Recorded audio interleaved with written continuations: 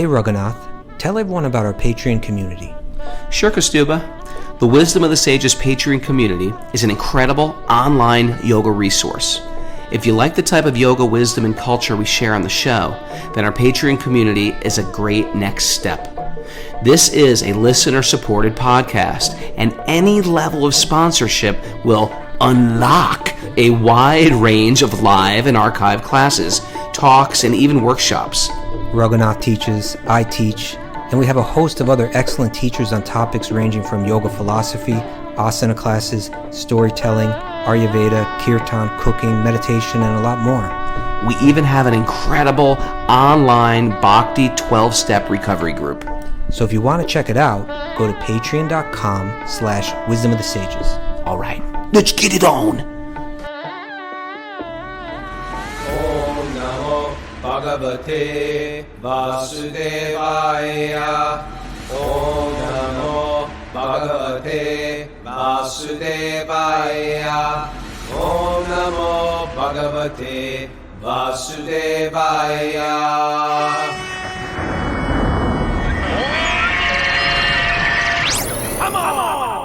Live from Super Soul Farm, this is Wisdom of the Sages, a daily yoga podcast with your host, Raghunath, and co-host and senior educator at the Bhakti Center in New York, Kaustubha Das. Welcome to the show, and welcome to Read a Letter Thursday. It's Read a Letter Thursday today, everybody. Isn't it great? That's what we're doing on Thursdays. We're reading a letter, and Mary got a good letter. We were doing this thing where we're listening, Kaustubha, we're listening to old classes. We're going through this thing where Who's we? Who's we? You and me. We were listening to old classes? Well, aren't you supposed to be listening to old classes with me? I wasn't aware of that. I thought we were going through old questions and answers classes. Oh, I thought I was just supposed to pick 5 of them or something like that. Oh, well, I just started doing it. Okay. Do you ever do these things where you're like, man, I thought I was funnier and smarter, and I'm not. It was a very cold, harsh realization. It's like one of the. Yeah, I know. What are you talking about? You're funny. You're intelligent. What are you talking about? I don't know. You know what? Maybe I am, but I just thought I was better. Okay. I just thought I was much better than I actually am in reality. Isn't it interesting? We have a conception of ourselves that's not based in reality. We realize that sometimes when we take a photo of ourselves or we hear ourselves talking back on a recording, and then we're shocked. Like, this is the person you guys hang out with? That guy? That's where I was yesterday. I had a hard day of self-reflection yesterday. How you feeling today? Better? I hit 4 snoozes today. That's not a good sign. It was a 4 snooze morning. Yeah. And one of the snoozes was the cat. It just woke me up. That's the worst, is when you try to get a snooze in and the cat wakes up your snooze. And you're like, don't you understand? I had 6 minutes left. And my cat's relentless. If he wants out of the house, he practically speaks in a human voice. He's like, open the door.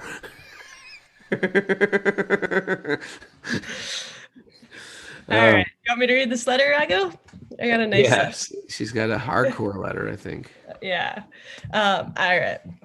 It's from this guy, John Baker in California. He says, count this guy in on the additional growing numbers of listeners in the others category, following Raghunath's time on the Joe Rogan show. I'm pausing episode 46 to write a quick note of appreciation. I just turned 50 this month and grew up in the state of Indiana, and I'm now one of the California others. However, I listen later in the day, which is what makes him another. I read as Raghu said something yesterday as he talked to Louis about how many people came to Krishna through music. When I was 15, us Indiana kids thought the New York hardcore kids were the all-stars of our music world. We idolized Ray, John, and Sammy, and when we discovered straight edge, it was the greatest thing that happened to all of us. Sure, we loved Ian and Minor Threat.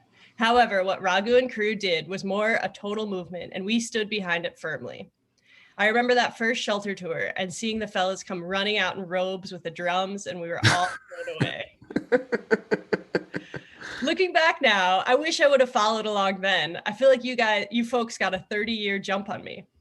Anyway, Don't worry. I was 30 years more dented than you were. Anyway, I wanted to thank you for helping me get started in my journey of Srimad Bhagavatam, as it has really brought a lot to my life already. I'm a couple years into my yoga practice, and that has now taken on a whole new spiritual meaning, which I'm super grateful for and look forward to my continued growth. Listening to Kaustubha and Raghunath is truly the highlight of my everyday. Thank you very much. Oh, That was very sweet. what was his name again? John Baker. John Baker. You know, I had a thought about that. Is he's saying I feel like I missed out on 30 years. Yeah. But kind of what I've seen with different friends of mine who are kind of in similar positions, found Bhakti, didn't, maybe we got an introduction early, but didn't pick it up. And then it's like many years later, you can use that I don't know if analogy. Yeah, I guess analogy that Prabhupada uses where he says like, material life is a lot of zeros. Whatever, even if you've got wealth, even if you've achieved this or accomplished that, in one sense, they all have no real value. But if you put Krishna in front, that's like the one, and then all those other things have value. And so in one sense, if you found Bhakti now, it's kind of like you're just putting the one in front of everything anyway. So all those experiences that you've had in life, they're not necessarily wasted experiences. They're experiences that now from the Bhakti perspective will have deeper value for you. That's a nice way to put it. Yeah. So you can look at whatever the ups and downs were and understand them through the lens of Bhakti. And then you have a wealth of something really valuable, a wealth of experience now. Yeah. That life experience goes a long way. And when you add, we were getting into it, we were kids and we were just sort of like, sick of it all. We were sick of the world. But you need that maturity that comes with growing older, being in relationships, falling in love, getting your heart broken, buying a home, losing a home, getting some money, losing that. Those life experience sort of like they help you sort of like step really into bhakti in a deep way. Right. And so, yeah. But anyway, that's so nice to hear, huh? Very nice. Thank you. You never know when it's going to, a person hears about it 30 years ago, and you never know where it takes them. Yeah.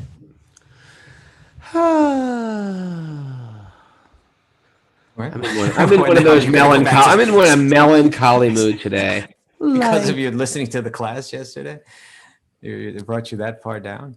What class? We were. Oh, that class. No.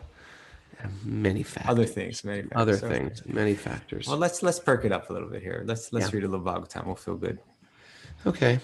Narayanam namaskritya naram chaiva narotamam devim sarasvatim vyasam tato jayam mudiraye. Before reciting the Srimad Bhagavatam, which is our very means of conquest, one should offer respectful obeisances to the Supreme Lord Narayan, unto Narayan Rishi, the supermost human being, unto Mother Saraswati, the goddess of learning, and to Srila Vyasadeva, the author. Nasta prayeshva badreshu nityam bhagavat sevaya bhagavati uttama shloki bhaktir bhavati naishtiki.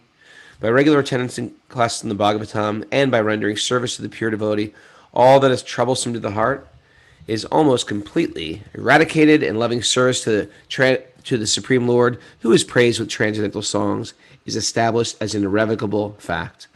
Om Jnanatamrandasya Jnananjana Shalakaya Chaksurun Militam Yena Tasmai Shri Gurave Namaha. I want to give a shout out to all the people who are doing their Makeover Mondays, and it's so inspiring. Everybody's writing their things on the Makeover Monday thread, as well as all the people who have taken this month. This is a sacred month of Kartik, and have made some spiritual commitments to upgrade their spiritual life for this month. So if you're new to the show, it's a sacred month, but it's inspiring. I had a really nice, actually, you know how I wound down the day yesterday? My two kids came in. We just had a nice Damodar Astakam together. Just chanting. Which two kids? You do have three, The pious ones.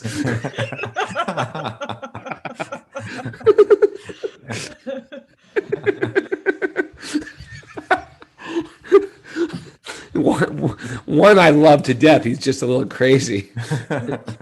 Hasn't fully taken to the bhakti path yet. It'll come. It's coming. He doesn't have much spiritual tendencies. He like tries to set up a store in the house on a regular basis. He's trying to set. He sells me things. He buys like a 12-pack of popcorn. Says what and sells me popcorn. You want to buy popcorn today? $2 a bag.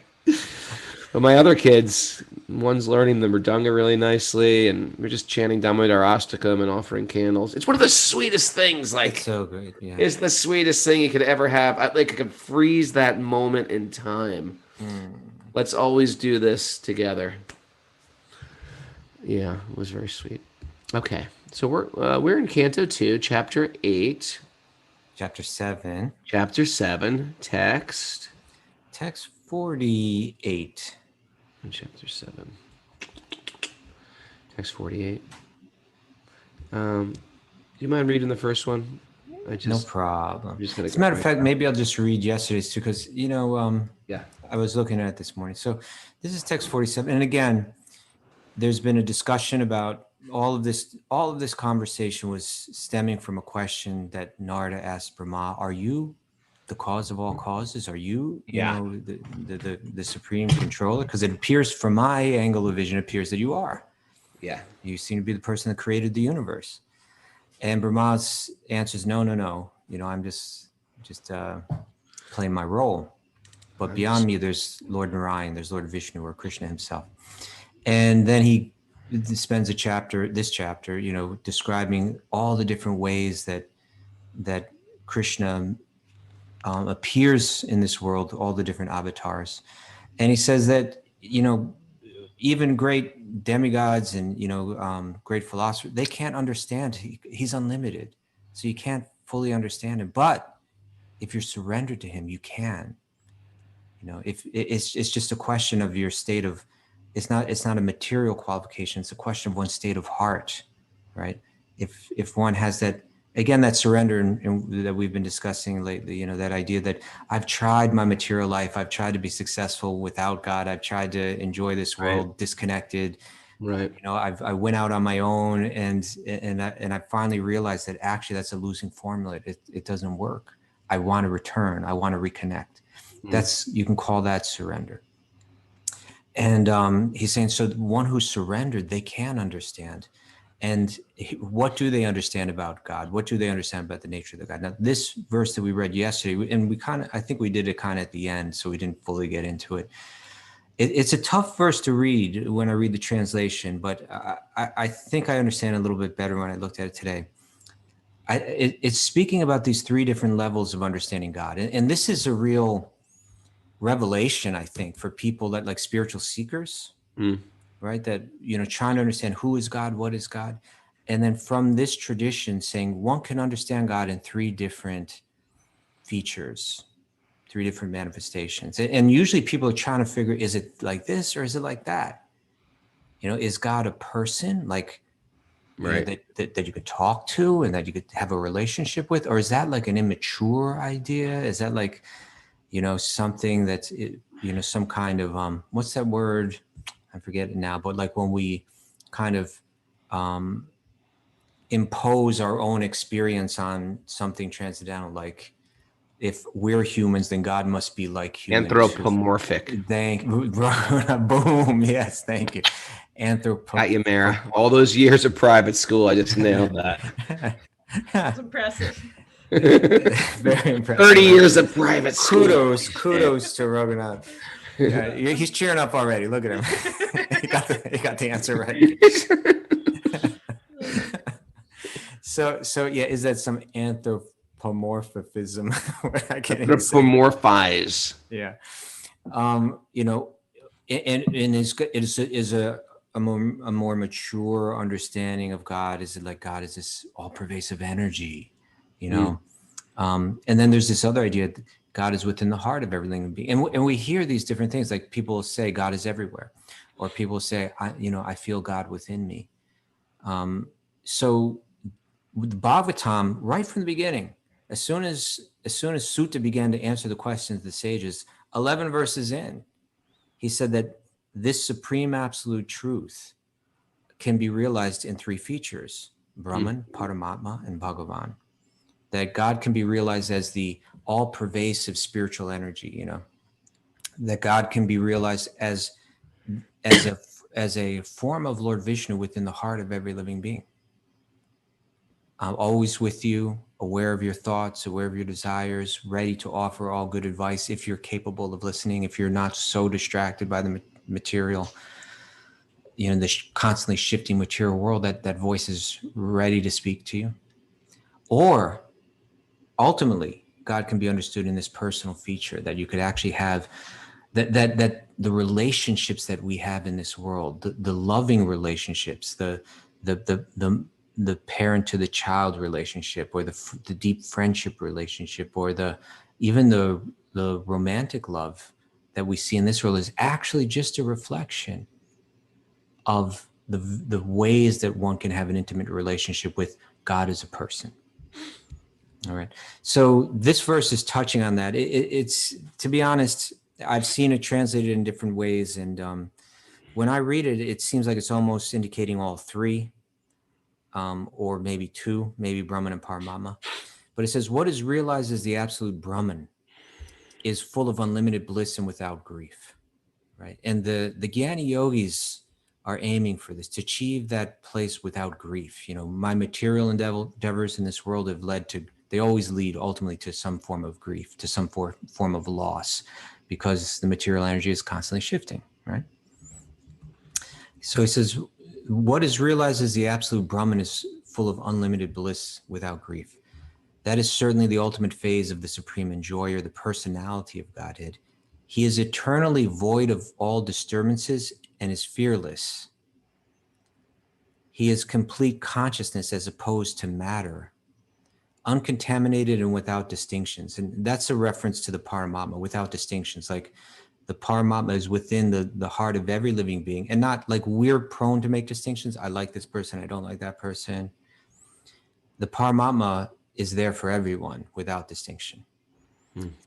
He is the principal primeval cause of all causes and effects. And that seems to me to be an indication of Bhagavan, of Krishna the person, in whom there is no sacrifice for fruitive activities, and in whom the illusory energy does not stand. Okay, so we heard about different manifestations of Krishna.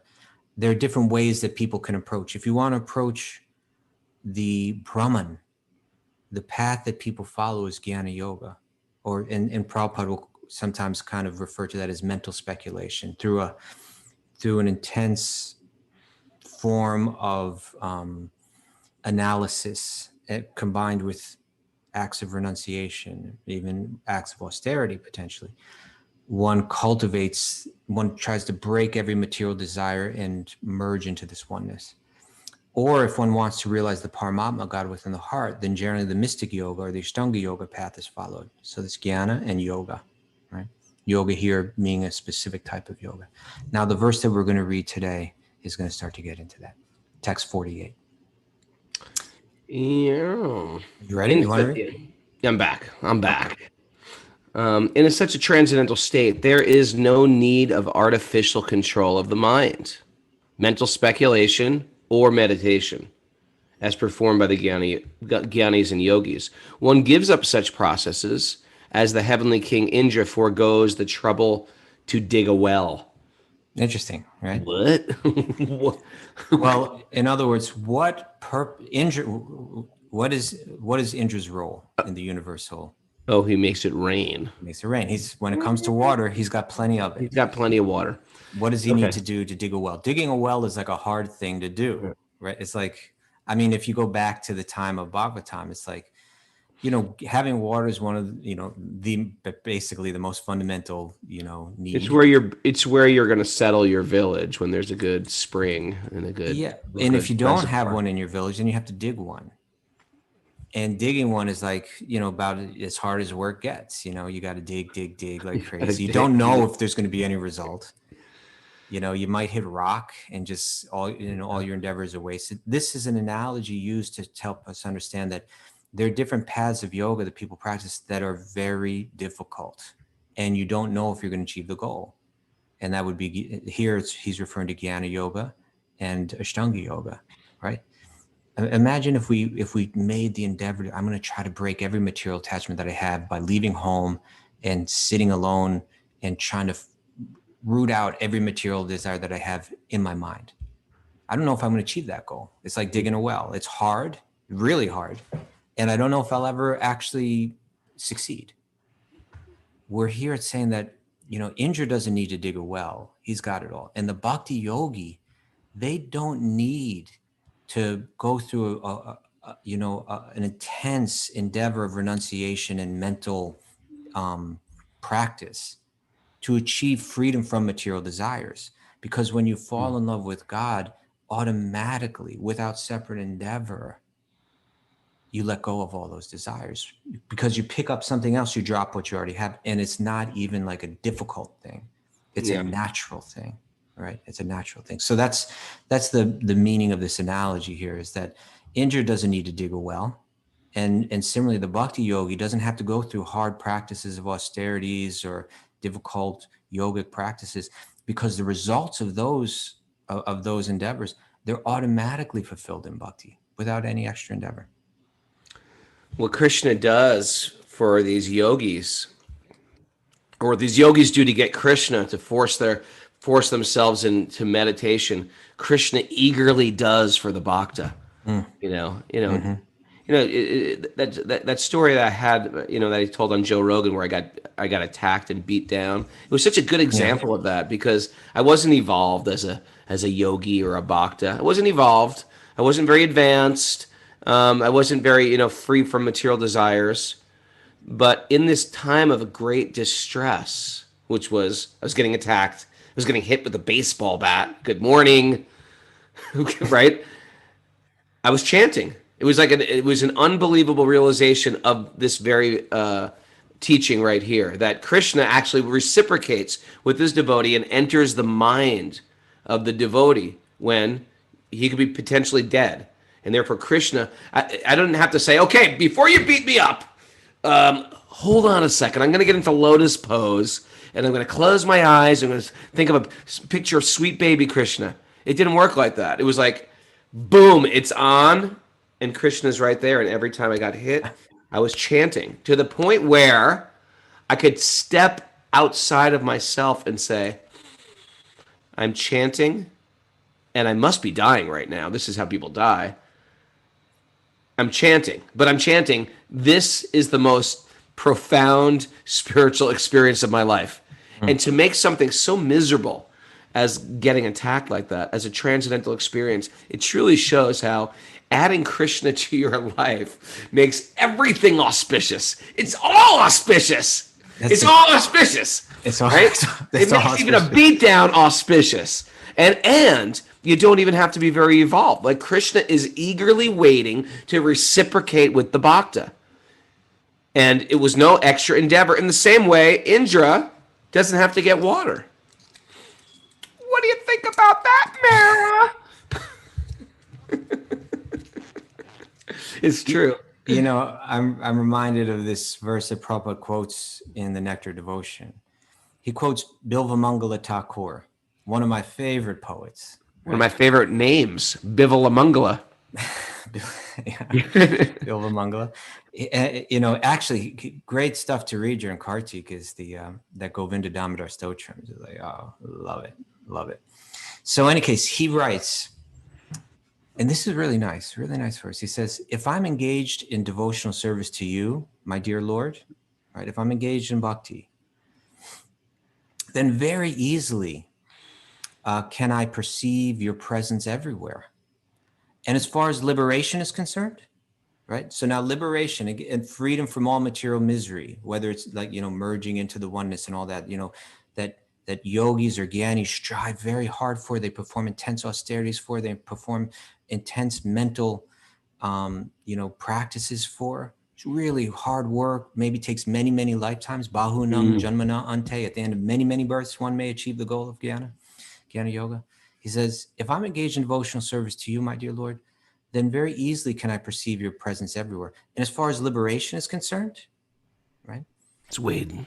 I think liberation stands at my door with folded hands waiting to serve me. It's not something that I have to conquer. It's already conquered. It's become my right? Yeah.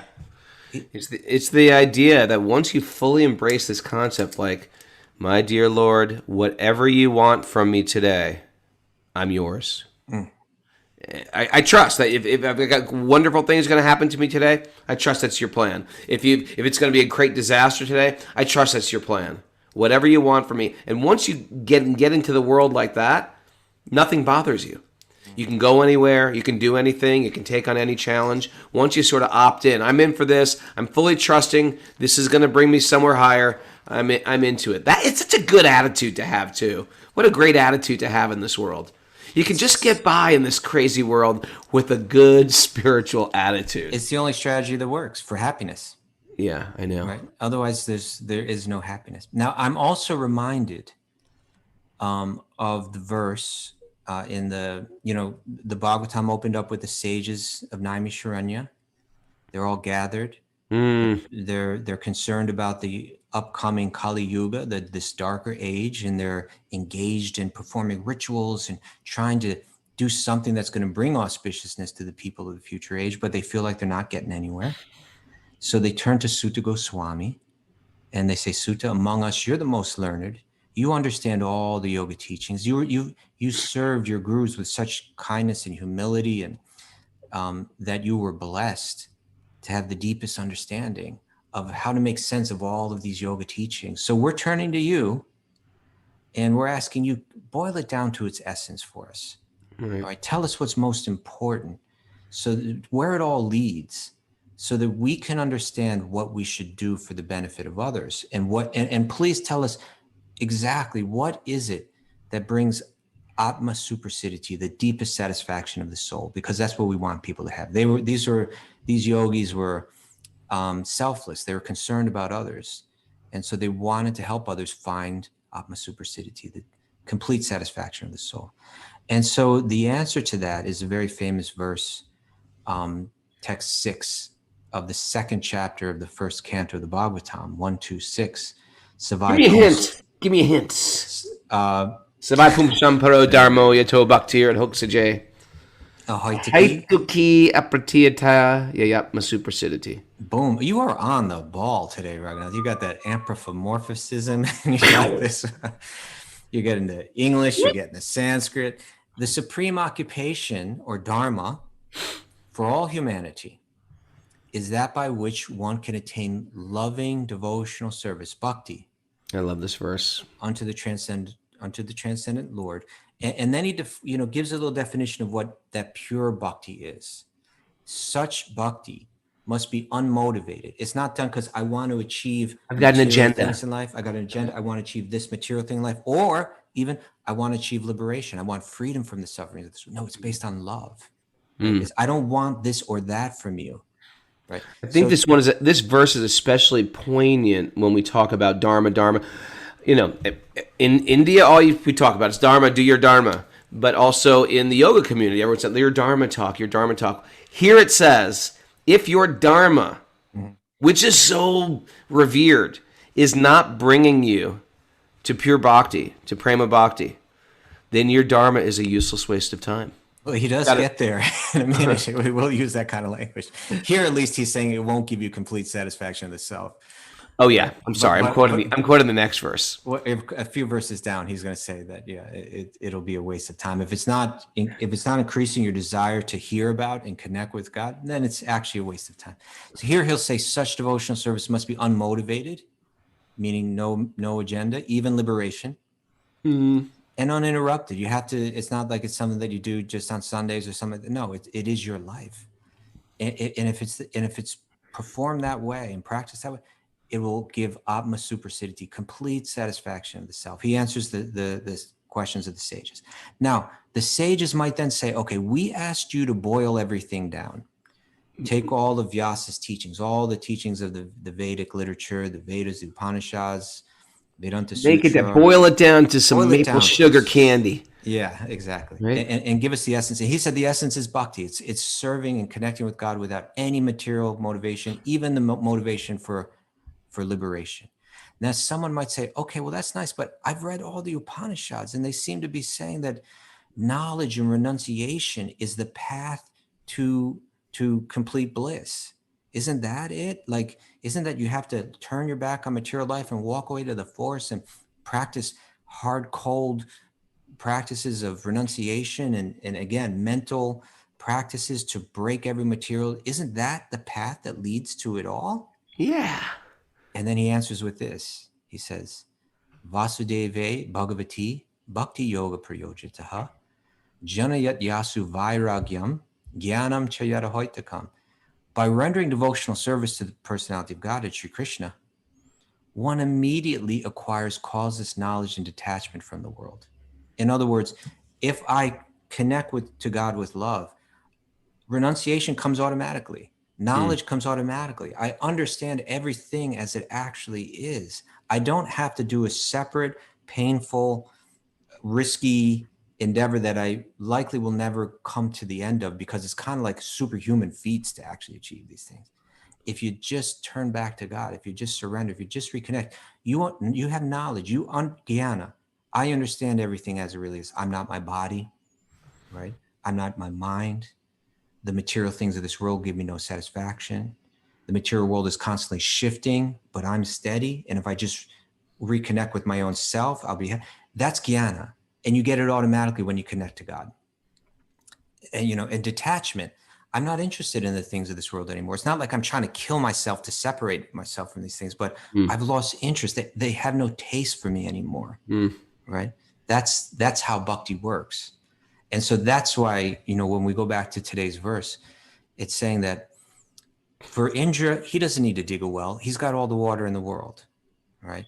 For the bhakti yogi, they don't need to practice difficult yoga practices, because the results of those practices come automatically to them in abundance. And so Bilva Mangala says, liberation's waiting at my door with folded hands. It's not like I have to go out and conquer liberation. Liberation's right there saying, how can I serve you? So shall we read the commentary? Yeah. I lost my spot. We're on 48. We are, commentary to text 48. Okay. A poor man, in want of water, digs a well and undertakes the trouble of digging. On a side note, Google search divining rods. Okay. It's very, very interesting. Very interesting. Divining rods are practically divine, but I'm not going to get into that. I don't know what a divining I wanted to mention it before when you're talking about digging wells and the problem about digging wells, but there's a whole thing with divining rods that works. Can't explain it. How to find out where the water is, you're saying? Yeah, you hold the stick like that and it will pull down the stick. Amazing. It's amazing. Similarly, those who are poor in transcendental realization speculate on the mind or meditate by controlling the senses. But they do not know that such control of the senses and achievement of spiritual perfection are simultaneously made possible as soon as one is factually engaged in the transcendental loving service of the Supreme Person, the personality of Godhead. It's really true. This is really true. It is for this reason that the great liberated souls also desire to be associated in hearing and chanting the activities of the Lord. The example of Indra is very appropriate in this connection. King Indra of heaven is the controlling deity or demigod for arranging clouds and supplying rains in the universe. And as such, he does not have to take the trouble to dig a well for his personal water supply. For him, digging a well for a water supply is simply ludicrous. Ludicrous. It's ludicrous that Indra would have to dig a well. But some people would say it's ludicrous that you believe there's a man in the sky with a thunderbolt that gives you water. And we say that you thinking that is ludicrous. Of course. And we think it's ludicrous for him to have to dig a well. Similarly, those who are facts, isn't it great that we can actually read this and go, yeah, there's a man in the sky who makes it rain. There you go. I've said it. It's nice to take a step back and like, okay, this is what I'm saying now. Okay. There you go. Yeah. Similarly, it's funny teaching kids like my littlest kid. He's like, how does it rain? I say, well, Indra makes it rain. He goes, oh, because my teacher said something different. It's nice to get the... She was talking to me about the cumulus nimbus. Okay. Nor do such devotees have to meditate upon the imaginary or real identity. Hold on. You skipped a good one. Yeah. Similarly, Yes. Similarly, those who are factually engaged in loving service of the Lord have attained the ultimate goal of life. And for them, there is no need of mental speculation to find out the true nature of God and his activities. Nor do such devotees have to meditate upon the imaginary or real identity of the Lord, because they are factually engaged in transcendental loving service of the Lord, and the Lord's pure devotees have already achieved the results of mental speculation. And that's what that Bhagavatam verse was saying, that knowledge and renunciation, they come automatically. The real perfection of life is therefore to be engaged in the transcendental loving service to the Lord. So it's like we were saying yesterday, why do we have this stuff? By the mercy of a great soul who have this connection and this vision, and they establish in these bhakti practices. And it's really what do you call it? We were calling it the express elevator to the top of the Empire State Building. It's like, shoom, you're right up there. And then all of a sudden we have this form. It's amazing, actually. And the deity, it's actually amazing. If you don't understand the deity, it's very peculiar. But once you get into it, it's like a whole access point into a whole nother realm. Well, it's interesting you said the term access point. But the point, digging a well is hard. And there's another analogy about digging a well that deals with the deity. That form of the temple, like a form in the temple, like a form of, say, Krishna and Radha, where, again, a lot of people are going to say, what is this primitive totem? What is this totem? Idol. Yeah, but the idea, I've heard this analogy. I believe I read this analogy in a book from a person that we should have on the show, is Krishna Kshetra Swami.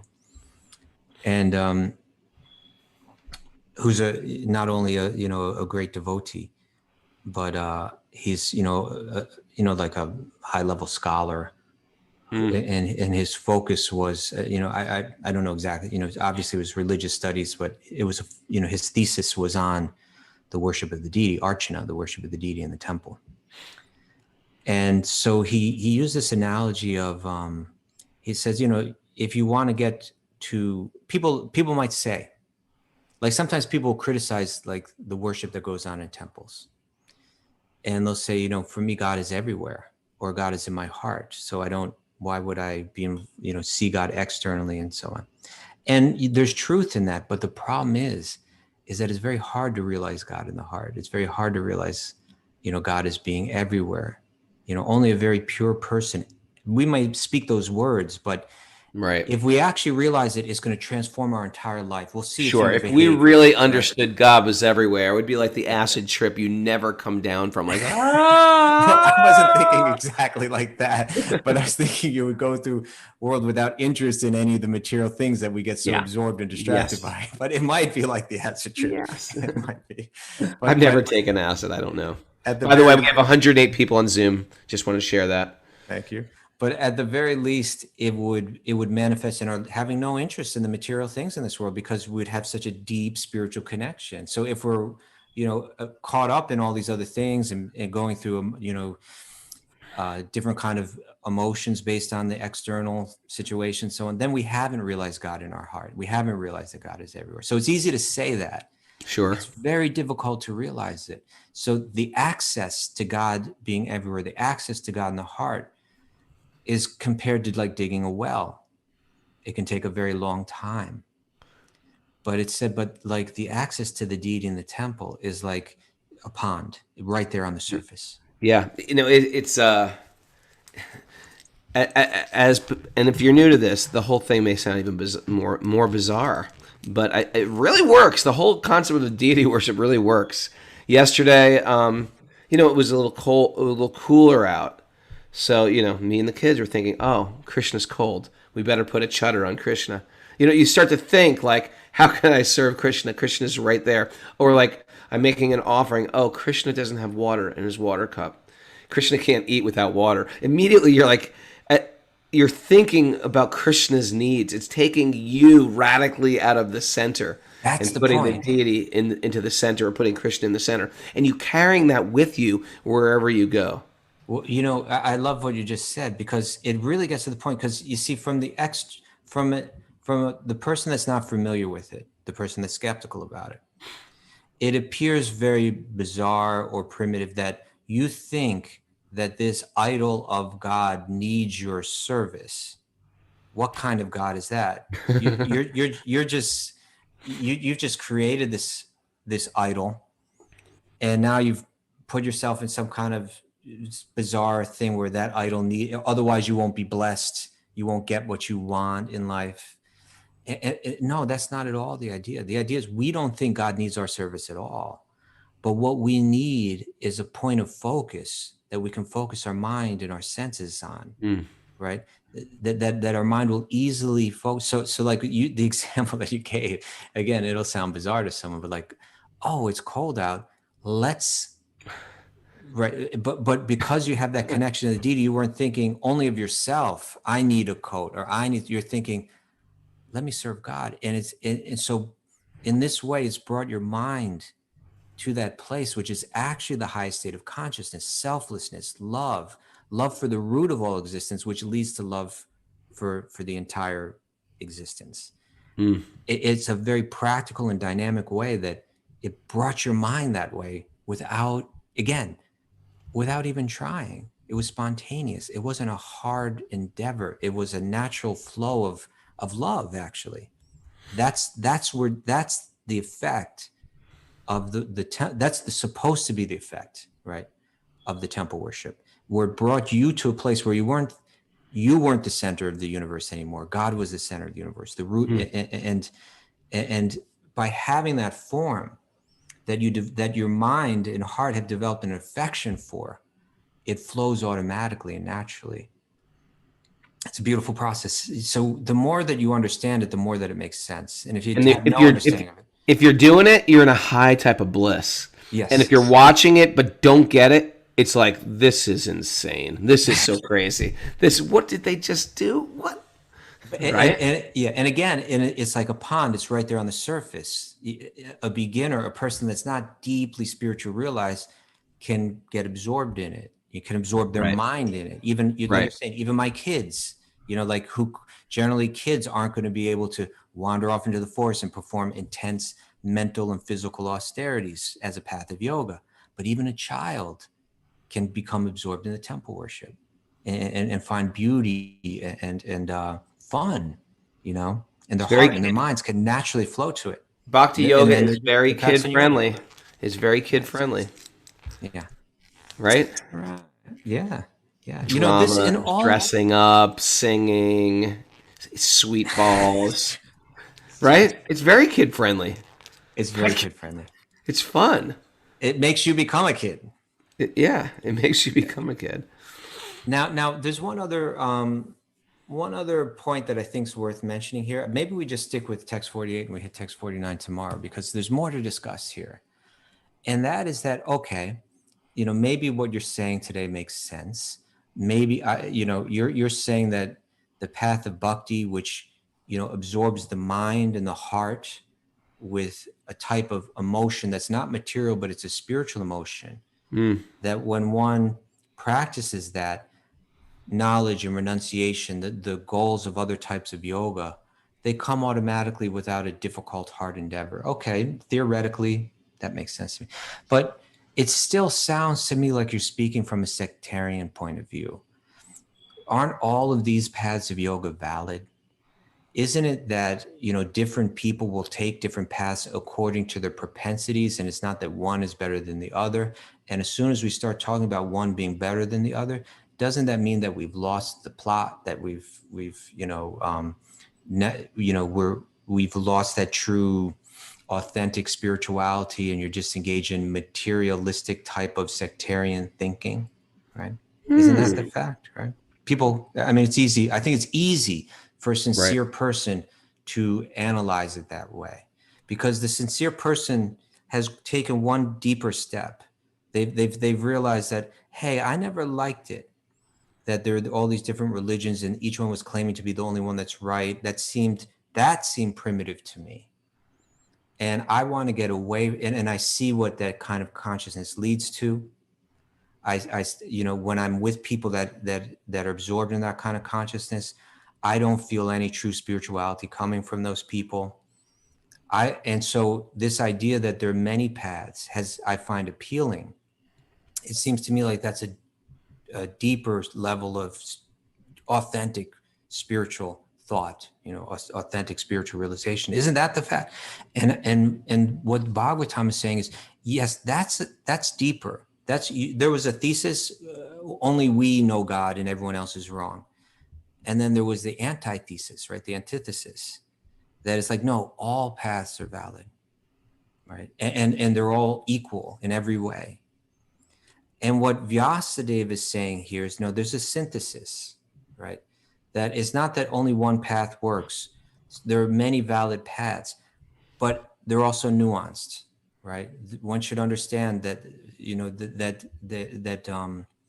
they're not all exactly the same. So the way that Krishna is going to explain these different paths of yoga, like within the Bhagavad Gita, you're going to find explanation of karma yoga. You're going to find talk of jnana yoga. You're going to find a lot about karma yoga, right? Ashtanga yoga in the 6th chapter, and of course, bhakti yoga.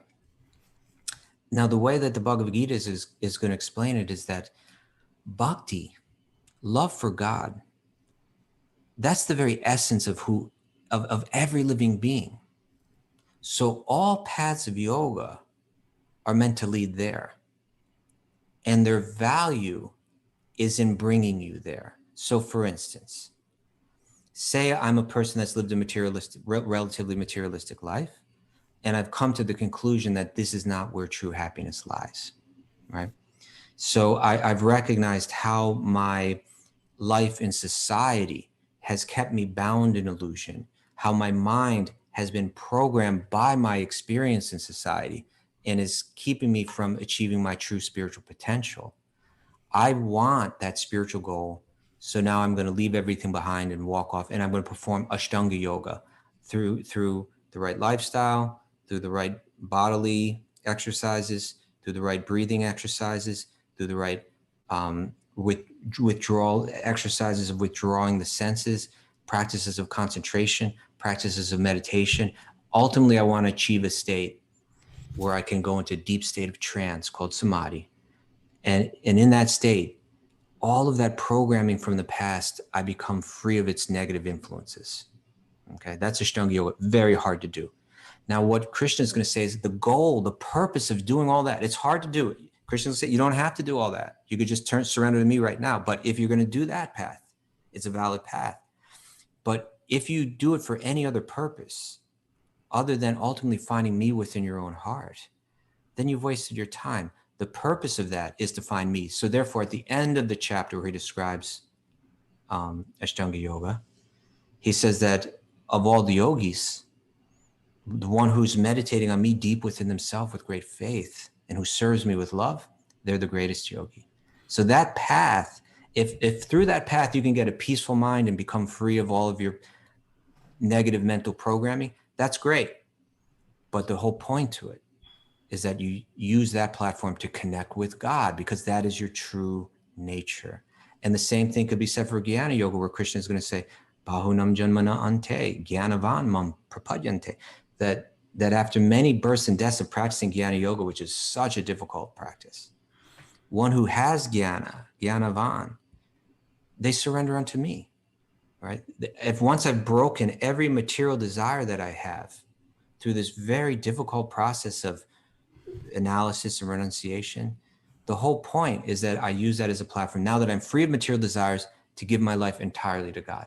But bhakti is different, and this is a key point. It's holistic. This is why the other paths are valid, but they have to be understood in relation to bhakti, because bhakti yoga says right from the very beginning, we're going to focus on the goal. so that the means and the end are the same. It's the only path they can say that the means and the end are the same. When you practice Bhakti-yogi, you say right from the beginning, it's not the Jnani, let's say the Jnani yogi is saying, my goal is to become free of all material desires and to become liberated from them.